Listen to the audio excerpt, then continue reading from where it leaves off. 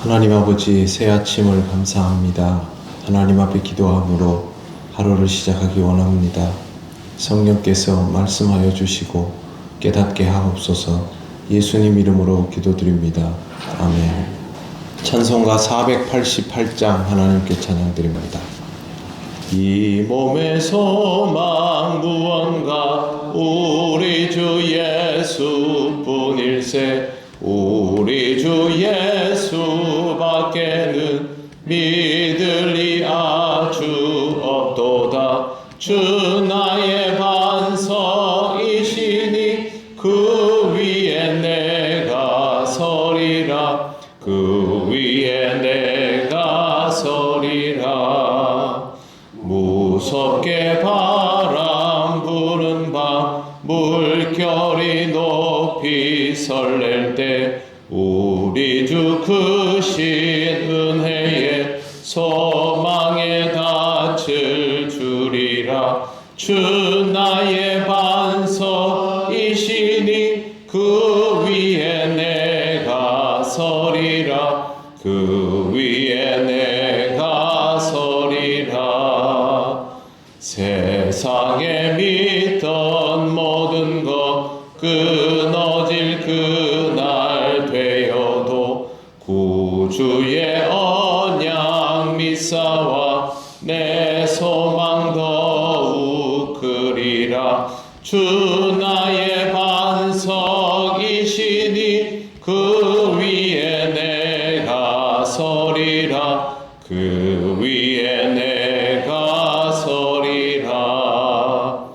바라던 천국 올라가 하나님 앞에 배울 때 구주의 의를 힘입어 어여시 바로 서리라. 주 나의 반석이시니 그 위에 내가 서리라. 그 위에 내가 서리라. 하나님 말씀 사도행전 14장 19절에서 22절까지입니다. 한 절씩 교독하겠습니다. 유대인들이 안디옥과 이고니온에서 와서 무리를 충동하니 그들이 돌로 바울을 쳐서 죽은 줄로 알고 시외로 끌어내치니라.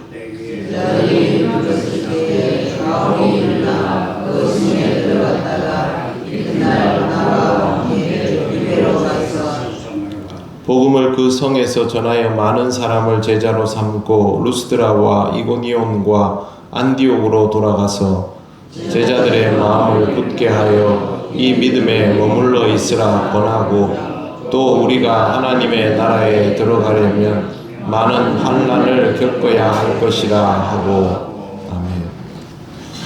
제가 몇 해 전에 그 두관석 선교사로부터 들은 이야기가 하나 있습니다. 인도네시아에서는 지역민들이 보기에 파렴치범이라고 생각이 되면 그 현장에서 그 사람이 이제 발각이 됐을 때 그 모여있는 사람들이 집단으로 사람을 때려서 죽이는 일이 있다라는 이야기를 들었습니다. 경찰이 빨리 오지 않으면 그런 일이 일어나기도 하고, 경찰이 그런 일이 일어났을 때 모른 채 하는 경우도 있다라는 이야기를 듣고 굉장히 놀랬고, 관광객들 중에 그 지역의 정서를 이해하지 못하고, 특히 서양 사람들이 성범죄나 이런 일들을 행하다가 발각이 되면 경찰이 오기 전에 그 자리에서 그렇게 이제 집단 처형 같은 형태로 아직도 그런 일들이 가끔씩 있다. 그렇기 때문에 외국인들이 이 이슬람권에 올 때는 조심을 해야 한다. 경찰들이 그냥 범인이 누구인지 특정할 수 없으니까 그냥 그리고 가버린다라는 이야기를 들은 적이 있습니다. 오늘 성경에 보면 유대인들에게서도 비슷한 모습이 보입니다. 우리가 읽은 19절 말씀에 보면 유대인들이 안디옥과 이고니온에서 와서 무리를 충동하니 그들이 돌로 바울을 쳐서 죽은 줄로 알고 시외로 끌어내치니라, 이렇게 되어 있습니다. 이곳은 유대 땅이 아닙니다. 이방 지역이죠. 그런데도 유대인들이 이 집단적인 성향을 보이고 또 같은 유대교도가 되어 있는 이방인들과 함께 순식간에 무리를 지어서 한 사람을 이렇게 때려 죽이는 그런 일이 있는 것이죠. 스데반도 이렇게 죽임을 당했고, 본문에 보면 바울도 죽은 줄로 알고 시외로 끌어내쳤다라는 말은 자기들이 보기에는 이렇게 하면 죽는 거라는 거죠. 죽었거나 아니면 거의 죽은 거나 다름없는 상태를 만들었다라는 것입니다. 이 사람들은 부정하다고 여기면 이렇게 때려서 죽도록 만들고, 그리고 자기들의 영지 밖으로 내버립니다. 그렇게 하면 이제 절차가 끝나는 것인데, 이 말은 그만큼 바울에 대하여 격분했다라는 뜻입니다. 그 사람들 입장에서 보면 바울은 진짜 눈에 가시 같은 존재인 것이죠. 유대교도 출신으로 바리새인인 사람이 개종을 해가지고 회당마다 다니면서 복음을 전하는데, 이게 속속들이 유대의 율법주의를 부정하는 내용들만 계속 얘기하고, 아무것도 모르고 뭘 말한다 하면 그냥 저 사람은 뭘 알지도 못하면서 얘기하네 라고 하겠지만, 바울은 그게 아니죠. 바리새인이다 보니까 누구보다 잘 아는 내용을 확실하게 손바닥 뒤집듯이 뒤집으면서 말하니까 이런 반응이 나오는 것입니다. 예전에 여러분 신천지에서 오랫동안 일하던 사람이 신천지 밖으로 나와서 계속 여기저기를 다니면서 간증을 하고 증언을 했던 적이 있습니다. 그때 신천지에서 그 사람을 눈에 가시처럼 여겼는데 지금은 뭐 어떻게 됐는지 모르겠습니다. 이를테면 이제 그런 형태라는 것이죠. 이렇게 해서 바울은 버려졌는데 20절을 보십시오. 제자들이 둘러섰을 때에 바울이 일어나 그 성에 들어갔다가 라고 되어 있습니다. 제자들이 둘러섰다라는 말을 번역을 하면 이렇습니다. 그러나 제자들이 그를 둘러서 있을 동안이라는 뜻이 됩니다. 무슨 뜻이냐 하면 바울이 죽었다라고 여겨져서 성 밖으로 내던져졌을 때 제자들이 이제 바울에게 간 것이죠. 가보니까 바울은 사실상 죽은 것이나 다름없는 상태로 되어 있었고, 이제 이 바울을 어떻게 하느냐라고 하면서 이렇게 삥 둘러 있는 상태입니다. 그때 바울이 일어난 것이죠.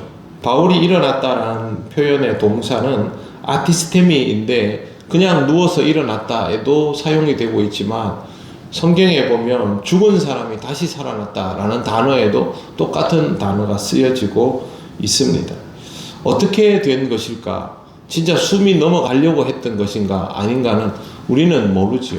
적어도 의식이 없는 상태였고, 그 의식이 없는 상태에서 바울이 다시 깨어나게 된 것은 하나님의 역사임은 틀림없습니다. 하나님은 바울로 하여금 복음을 더 전하게 하신 것이죠. 발견되지 않아도 죽는 것이고, 뭐 그냥 제자들이 어찌할 수 없는 상황이 되어도 죽는 것이지만, 바울은 스스로 벌떡 일어나서 성경에 보시면 성으로 다시 들어갑니다. 그리고 그 다음날 바나바와 함께 더베로 가게 됩니다. 그들이 바울을 죽이려고 한 것은 복음이 전해질 수 없도록 막은 일입니다. 그 지역에서는 복음 증거가 막아지긴 했지만 복음 증거는 막아지는 것이 아닙니다. 바울은 이제 더베로 가서 복음을 전하게 되지 않습니까? 복음은 물길과도 같습니다. 물길이 막아집니까? 막아지지 않습니다. 저는 어릴 때 거대한 댐이 있는 곳에서 자랐습니다. 안동댐을 보면 정말 웅장하고 무섭다는 생각이 드는데요. 그 위에 있는 물의 양은 엄청났는데 댐을 이렇게 막을 때 항상 하는 게 있습니다. 수문을 열어둡니다. 수문을 열어두지 않으면 물이 넘칩니다. 시작되는 물의 양은 얼마 되지 않죠. 다 계곡에서 졸졸졸졸 나오는 물들로부터 시작이 되지만 그걸 완전히 막아두면 순식간에 수문까지 차오릅니다. 그렇기 때문에 넘치지 않도록 물길을 따로 내주는 겁니다. 아무리 작은 물길이라도 그 물길이 끊이지 않는 이상 막을 수는 없습니다. 방향을 틀 수 있을 뿐이지요. 복음이 이와 같습니다. 복음은 전해지는 동안은 절대 막아지지 않습니다. 세상이 교회를 핍박하고 그리스도인을 핍박하고 어떤 일들이 있더라도 우리가 스스로 복음 전하는 일을 포기하지만 않으면 복음의 물길은 반드시 흐르게 되어 있습니다. 어느 지역에서 박해가 일어나서 그 물길이 막아지는 듯 느껴질 수 있지만 방향만 트는 것이지 다시 돌아서 그 복음은 그곳에 전해지게 되어 있습니다. 복음이 일본에 들어왔다가 막아졌지요. 그런데 그 복음이 다시 다른 지역으로 가지요. 우리나라에 복음이 전해지고 우리나라에서 일본으로 선교사가 들어가고 그렇게 돌아서 또 복음이 들어가게 되는 것입니다. 지금 바울에게 바나바에게 일어나는 일들이 그와 같습니다. 21절을 보시면 복음을 그 성에서 전하여 더베를 말합니다. 많은 사람을 제자로 삼고 그 다음에 아주 중요합니다. 루스드라와 이고니온과 안디옥으로 돌아가서 루스드라와 이고니온과 안디옥이 어디입니까? 지금까지 바울이 복음을 전해온 경로이지요. 복음을 전해온 경로이기도 하지만 박해를 계속 받아온 경로입니다. 보통은 이러면 이렇게 돌아가지 않죠. 다른 지역으로 둘러가겠죠. 그러나 바울은 그렇게 하지 않습니다. 자신에게 위협이 가해졌던 그 지역으로 순차적으로 그대로 돌아가면서 계속해서 그 지역들을 돌아보게 되는 것입니다. 바울은 왜 이 과정을 통하여 돌아갔을까요? 그곳이 복음의 경로이기 때문입니다. 그리고 22절을 보십시오. 22절 같이 읽겠습니다. 제자들의 마음을 굳게 하여 이 믿음에 머물러 있으라 권하고 또 우리가 하나님의 나라에 들어가려면 많은 환난을 겪어야 할 것이라 하고 아멘. 자, 루스드라와 이고니온과 안디옥으로 돌아간 이유는 제자들 때문입니다. 그곳에서 박해가 이루어졌지만 그곳에서 복음을 받아들인 사람도 분명히 있겠지요. 그 사람들은 제자가 되었지요. 그런데 이 사람들이 바울이 박해받는 것을 보았지 않습니까? 바울이 복음만 전하면 박해가 이루어지고 결국 바울이 그곳을 떠났지요. 그러면 거기에 남아있던 제자들은 어떻게 반응하겠습니까? 야, 이거 복음 전하다가 죽겠네. 전도 함부로 할 거 아니네. 그렇게 나올 거 아닙니까? 그러면 그 지역에서는 복음 전하기 어려워집니다. 그렇게 되어서는 안 되기 때문에 바울이 다시 그곳으로 돌아가서 거기에서 제자가 되었던 사람들을 다시 만나고 그 사람들에게 오늘 22절 말씀을 하는 겁니다. 마음을 굳게 하고 이 믿음에 머물러 있으라. 그리고 우리가 하나님 나라에 들어가려면 환난이 있을 수밖에 없다. 그러니 주님의 제자가 된 것을 두려워하거나 이렇게 부담 가지지 말고 하나님 우리에게 주신 복음을 여러분들이 이제 전하도록 해라. 내가 여러분에게 전했던 것처럼 여러분들이 이 땅에서 복음을 전하는 사람으로 살아야 한다. 이걸 권면을 하기 위해서 자기가 박해를 당하고 목숨의 위협을 받았던 루스드라를 또 이고니온을 안디옥을 그렇게 일일이 찾아가면서 다시 한번 제자들에게 복음을 전한 것입니다. 복음은 이렇습니다. 복음 증거는 감동적이거나 낭만적인 것이 아닙니다. 영화로 보면 그렇게 보일 수 있겠지만 복음 증거는 사실 처절한 것입니다. 그럼에도 불구하고 복음을 전하는 이유는 이 복음을 통하여 생명이 회복되기 때문입니다. 항상 복음을 품고 살아가시기를 바랍니다. 그리스도인으로 살아가는 것이 절대 쉽지 않습니다만 그러나 이 복음을 내가 소유할 수 있다는 것만으로도 내 신앙이 지켜지고 전할 수 있다는 것만으로도 제자다운 삶을 능히 살아갈 수 있다는 것을 꼭 기억하시고 여러분의 상황 속에서 여러분의 이웃들에게 주의 복음을 전하며 살아가시기를 바랍니다. 기도드리겠습니다. 하나님 감사합니다. 오늘 또 바울의 모습을 통하여 우리에게 어떤 태도가 있어야 함을 배우게 하시니 감사합니다. 어려운 상황인 것이 당연하고 그럼에도 불구하고 복음을 전해야 함을 말씀하여 주셔사오니 주의 복음을 온전히 소유하며 살게 하시고 이 복음을 전할 수 있는 우리들 되게 하여 주옵소서. 우리가 복음을 전함을 통하여 한 생명이라도 더 회복됨을 믿습니다. 하나님께서 우리를 통하여 이 일을 하심을 감사드립니다. 이 일을 감당하며 살아가는 우리 모두가 되게 하여 주옵소서. 예수님 이름으로 기도드립니다. 아멘. 하늘에 계신 우리 아버지, 아버지의 이름을 거룩하게 하시며 아버지의 나라가 오게 하시며 아버지의 뜻이 하늘에서와 같이 땅에서도 이루어지게 하소서. 오늘 우리에게 일용할 양식을 주시고 우리가 우리에게 잘못한 사람을 용서하여 준 것 같이 우리 죄를 용서하여 주시고 우리를 시험에 빠지지 않게 하시고 악에서 구하소서. 나라와 권능과 영광이 영원히 아버지의 것입니다. 아멘.